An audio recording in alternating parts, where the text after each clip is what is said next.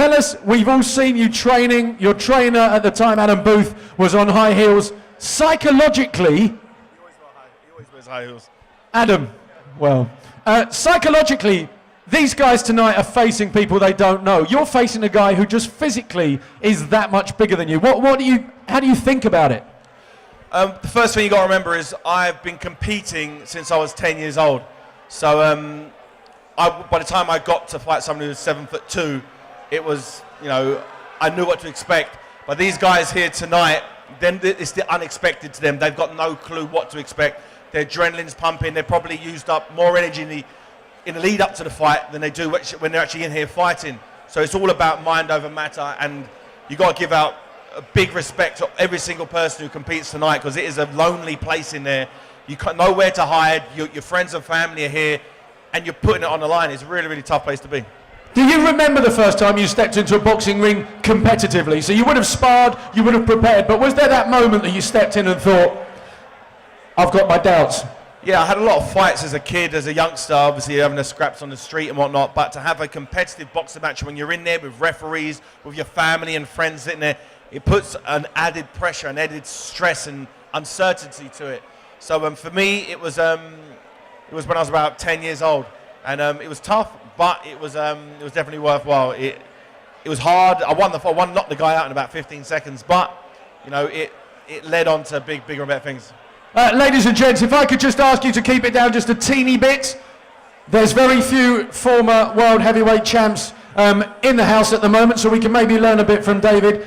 Just briefly, you had a shoulder injury, I believe a rotator cuff injury. Are we going to see you back again? I know a lot of people have been talking about it. Where were you at the moment with that? Yeah, I'll be back in the ring later on this year. I've been training for the last few months and feeling good, feeling strong, big, and looking forward to regaining the heavyweight championship again. I had a bit of bad luck the last couple of years, but every story has its ups and downs. They were my downs, so the ups are coming soon. So, I've been a heavyweight champion and a cruiserweight champion before. I can do it again. I know how to do it. I'm gonna get back out there and bring those titles back to Britain. That's awesome. Just briefly, Chisora, he went obviously Audley. Well, he didn't turn up. And by the way, Audley, I fancy Audley, to be fair, in a boxing match. What I wanted to ask is, have you plotted your route forward? Have you got someone you want to fight?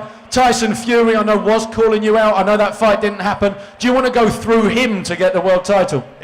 Fury's got a fight against Vladimir Klitschko next. His next fight is scheduled for him. He's the mandatory for that title.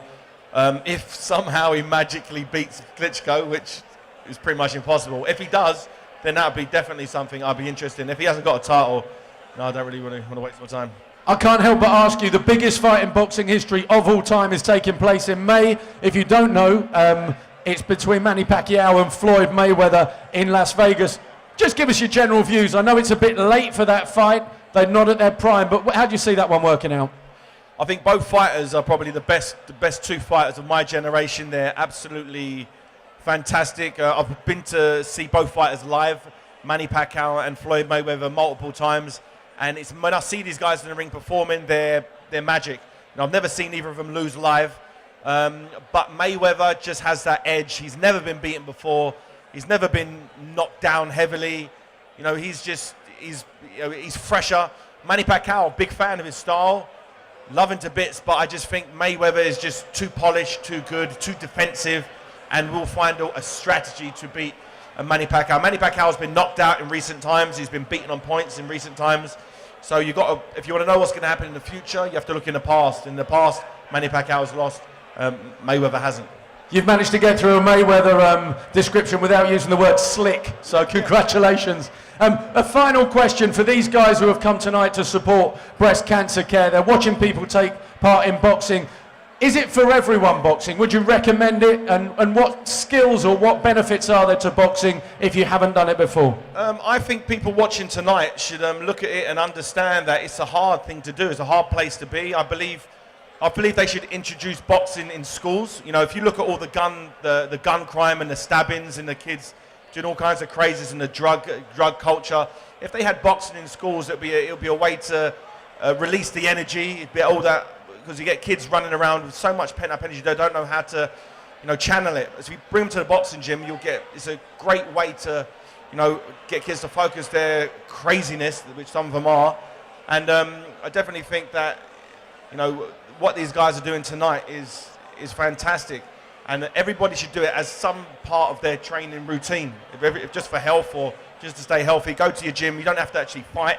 You can go there, just do some boxercise class, do some type of boxing, because it's a good skill to learn. You never know when you might need to hit someone with a right hand. That is a perfect opportunity for me to move slightly out of range and say, ladies and gents, a genuine privilege to have him in the house tonight, Mr. David Haye, ladies and gents.